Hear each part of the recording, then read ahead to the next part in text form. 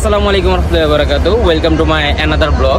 আজকের ভিডিওতে আপনাদের দেখাবো মৈত্রী এক্সপ্রেস সম্পর্কে। আর অবশ্যই জানেন আপনারা মৈত্রী এক্সপ্রেসটা কি। আসলে এটা হচ্ছে ঢাকা থেকে কলকাতার দিকে অন্তর্গামী একটি ট্রেন। আর আজকে আমরা এই ট্রেনে করেই কলকাতা ঢুকবো। আর এই ট্রেনের টিকিট কত টাকা নিয়েছে, আর এখন বাজে ভোর 7টা, আর 8:20-এর ভিতরে আমাদের ট্রেন ছেড়ে দিবে। তো ট্রেন প্রায় ছাড়ার সময় 8:30 না বাজতেই আমাদের ট্রেনটা ছেড়ে দিল। আর ট্রেনে আমরা সকলে সিটে আসন গ্রহণ করলাম। তবে ট্রেনটা ছিল সম্পূর্ণরূপে বলতে গেলে ফাঁকা, যাত্রী শূন্য। বর্তমানে আপনার ট্রেনে ইন্ডিয়ান যাত্রী খুবই কম, যা দেখলাম আজকে, যেখানে শুধুমাত্র পুরো ট্রেনটার ভিতরে যাত্রী আসছে আজকে 102 জন। তো এই একটা অবস্থা। আর আমরা এই ট্রেনের যে সিটগুলা, এগুলো আমরা প্রতিটা চেয়ারের প্রাইস হচ্ছে আপনার 3600 টাকা করে। এর ভিতরে ট্রাভেল ট্যাক্স আছে, এখানে আপনার সব আছে। তবে এই দিক দিয়ে আপনি একটা ফ্যাসিলিটি ভালো পাবেন, যে আপনার বর্ডার ইমিগ্রেশনের জন্য লেট করতে হবে না। এই ফ্যাসিলিটিটা আপনি ভালো পাবেন। এটাই জায়গা কেমন লাগতেছে? আলহামদুলিল্লাহ, ভালোই লাগছে জায়গা। এখন আপনি কিছু বলেন এই সম্পর্কে, কি বলবেন বলেন। আচ্ছা, কেমন খাওয়া দাওয়া করলেন? কেমন? আলহামদুলিল্লাহ, ভালোই। আলহামদুলিল্লাহ। তো আপনি ইন্ডিয়া যায় কি কি কিনবেন ভাই? দেখি আল্লাহ নিয়ে যায় পৌঁছায়। যে উদ্দেশ্যে যাচ্ছি সেই উদ্দেশ্য কি? উদ্দেশ্য হচ্ছে ঘোরা আর মেয়ে ধরা। না, মেয়ে ধরা না। আমরা মনে করেন যে একটা বগির ভিতরে আমি কই ট্রেনালারা জানে তুই যেই বগিতে থাকবি, এই বগি আর শান্তি থাকতে পারবো না। এই পুরো বগিটা খালি আছে। এই পুরো বগিটাতে রাফি কয়টা সিট আছে? একটু রিভিউ দে তো।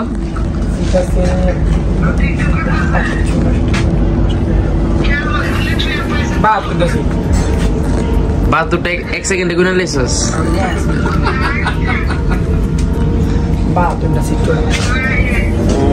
এই যে আমাদের একজন ভিআইপি গেস্ট আছে, ভারতের অর্থমন্ত্রী।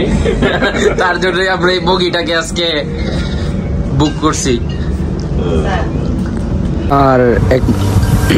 আর এক নজর দেখতে পারেন আপনি ট্রেনের ভিতরে ওয়াশরুম কিরকম হয়। সাধারণত ওয়াশরুমটার সবারই প্রয়োজন হয়, কারণ এখানে লং টাইম আপনি ট্রেনের ভিতরে থাকবেন। তার জন্য আপনারা অনেকেই জানতে চান যে ট্রেনের ভিতরের ওয়াশরুমটা কিরকম হবে, কিরকম টাইপের হবে, বা এই জন্য আপনাদের জন্য এই ভিডিওটা করা।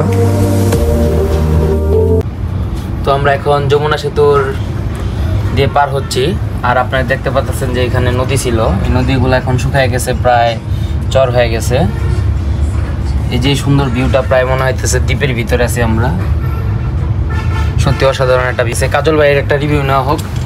কাজল ভাই, কেমন ভিউ একটু বলেন। আলহামদুলিল্লাহ ভাই, কথায় কথায় আলহামদুলিল্লাহ, তারপরে তার কিছু বলেন না, বলেন কিছু। কথার মধ্যে পেছ লাগিয়ে দিই। আমি সিস্টেমে কম দাম। হ্যাঁ, বলেন। আলহামদুলিল্লাহ, আমরা যে উদ্দেশ্যে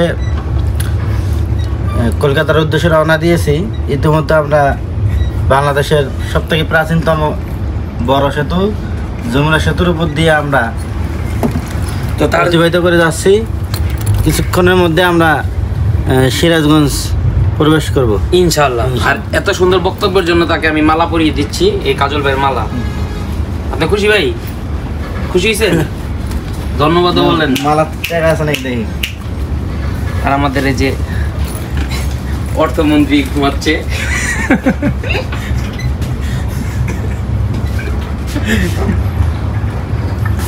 তো এটা হচ্ছে ট্রেনের ভিতরে দুপুরবেলার খাবার, মোরগ পোলাও, সাথে একটা ডিম থাকে আর একটা পানি দেওয়া হয়।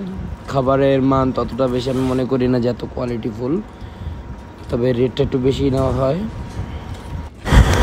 তবে আমরা যখন বর্ডার পাস পাওয়ার পরে আমাদের ট্রেনটা যখন স্টপ হয়, তখন বাংলাদেশের ট্রেনের মৈত্রী এক্সপ্রেসের ট্রেনের মাথাটা চেঞ্জ করে ইন্ডিয়ান মৈত্রী এক্সপ্রেসের ট্রেনের মাথা লাগানো হয়। সাধারণত এটাই দেখতে পারবেন আপনারা। আর এভাবেই আমাদের এন্ট্রি হয়ে যায় দাদাদের দেশে, ভারতে।